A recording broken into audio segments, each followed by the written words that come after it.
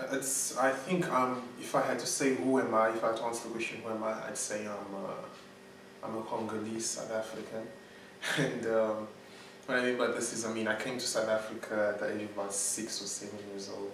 That was about 18 years ago. 18 or 17 years ago. The math is a bit complicated. In Cape Town, and most of my friends, at least in high school, were colored and were Afrikaans speaking, and so I had no choice but to learn to speak Afrikaans, and so I developed this English that is a mix of an African touch and Afrikaans in it. And so some people are confused by my accent, some can figure it out instantaneously, and like, you're from Cape Town, and just from the way I say Cape Town. So I think I've been influenced by many cultures growing up because I attend churches with Congolese people, so I managed to stay in touch with the Congolese side, and I also get a lot of that influence from my parents. And then in school, it's a whole Western culture and South African culture that I'm exposed to. Children, when I say that, children, 4 siblings, I have 4 siblings, and I've watched them grow up, and I've seen how different they are in that as you go down from me down to the youngest one, with each step you lose a little bit of Congo and they become more and more totally South African.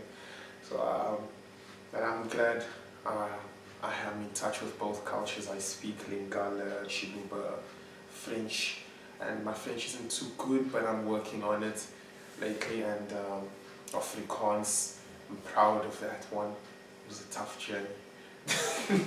It was a very tough journey. And then English, of course, which is a language I came into South Africa not even knowing exists.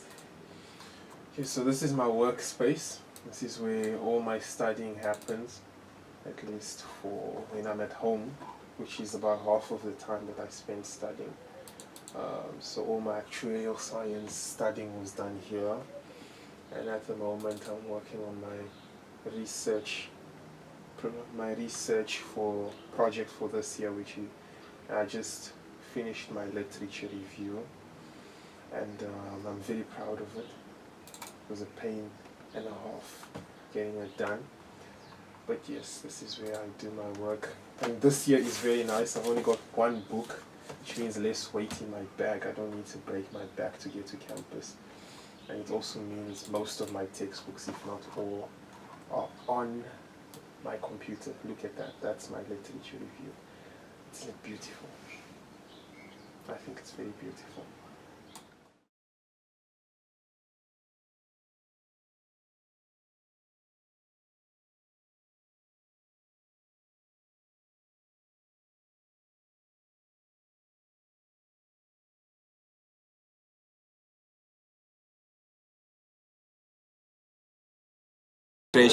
Back in 2016, and yeah, so there was Jonathan with another guy called Joshua, and it turned out we had literally the same issues from top down. We had the same issues in terms of trying to register and being from the same country, going to schools in similar communities, and having similar friends. In terms of academics,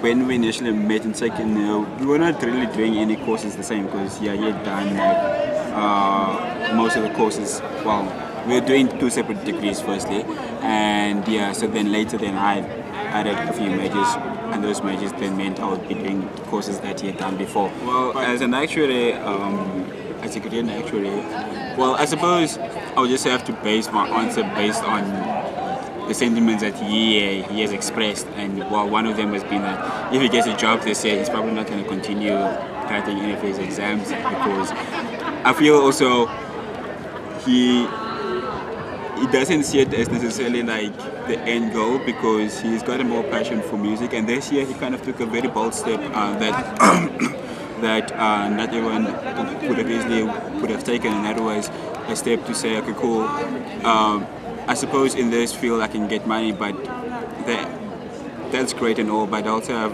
a really big passion for music, and I really admired that move.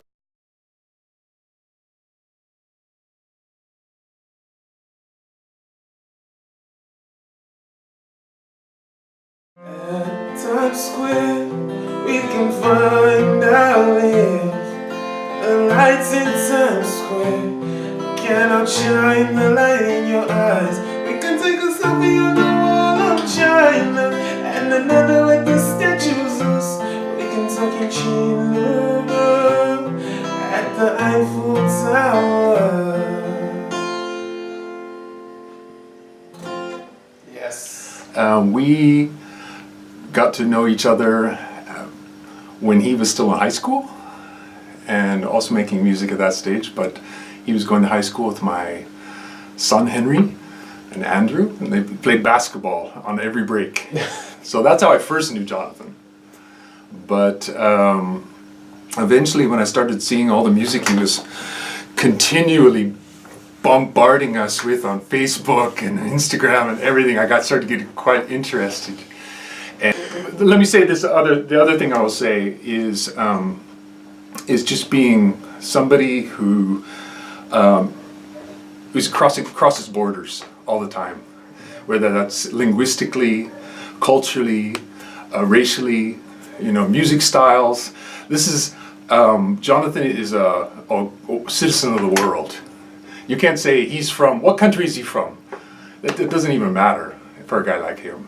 So that has inspired me. I've tried to bring in that same kind of feeling of borrowing and embracing all of the culture and language and music and styles and everything that we all have.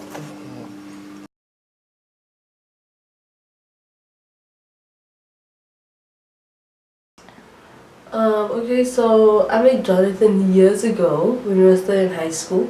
Not entirely sure which year it was. I'm not good at dates.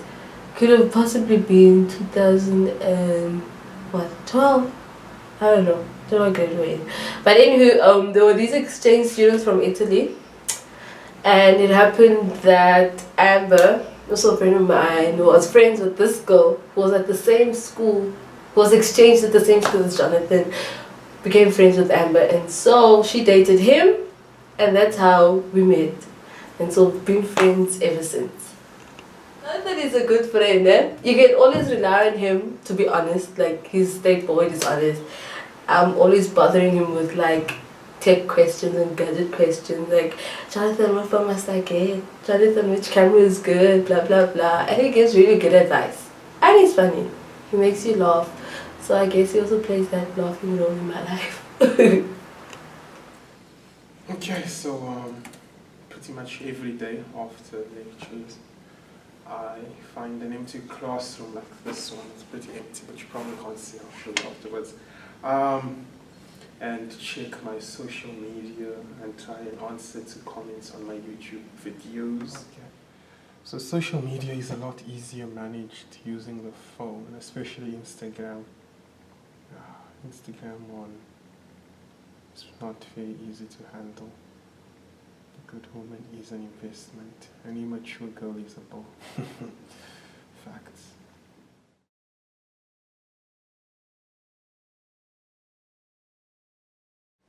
No for any comments, because I like replying to comments on my posts.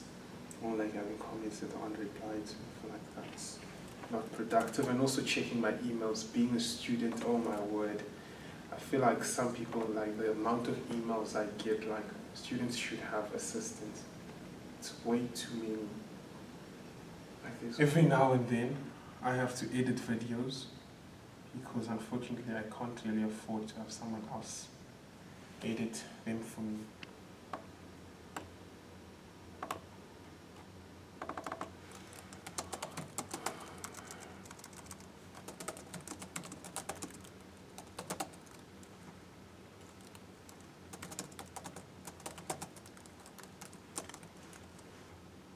When she was talking about me is my first day at school, because in Congo we don't really take lunch to school. I mean, that's something for rich people, and even rich people take money, not food, to school. So we got here and they told my dad, you need to pack lunch for your children. My dad went, he bought a loaf of bread, bought eggs. Next morning, man, made the eggs, took the eggs, opened the top of the bread, put it in there, and then closed the bag of the whole loaf of bread and put it in my bag, and that was my lunch. And I got to school and it was lunchtime, and I realized this was a problem because firstly, Jafet, my younger brother, was not in my class, but I had all the lunch. And so, but then to make things worse, I took out the bread out of my bag and everyone started laughing. I was like, what's happened? Why are they laughing? And the teacher came and she felt bad for me, took me and my whole loaf of bread and went to Mrs. Davis. And was like, this is what his dad brought his lunch. They fixed it and everything, made me one sandwich, ate that, put the rest of the bread back in my bag. And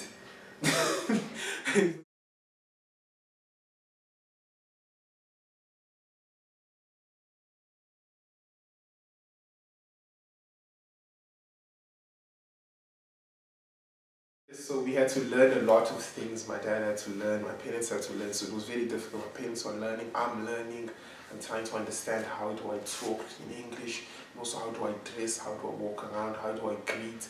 I had to learn that going to an adult is rude. I mean, or going to an adult is rude. I was like, wow. And that adults expect me to ask them, how are you? I mean, in Congo, you can't ask someone who's older than you, how are you? You just don't.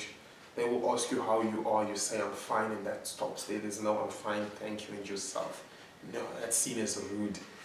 There was a lot of adapting, and it taught me endurance and resilience, and those things that helped me in my university time, because there was a lot of adapting, as most university students would agree. That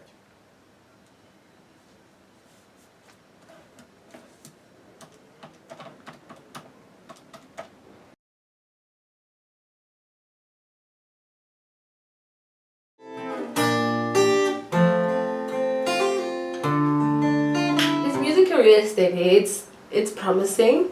He could go very far, like if he really pushes, like he is pushing right now. And I think he has a beautiful voice. And if you haven't tuned into his channel and subscribed, what are you waiting for? Just go already.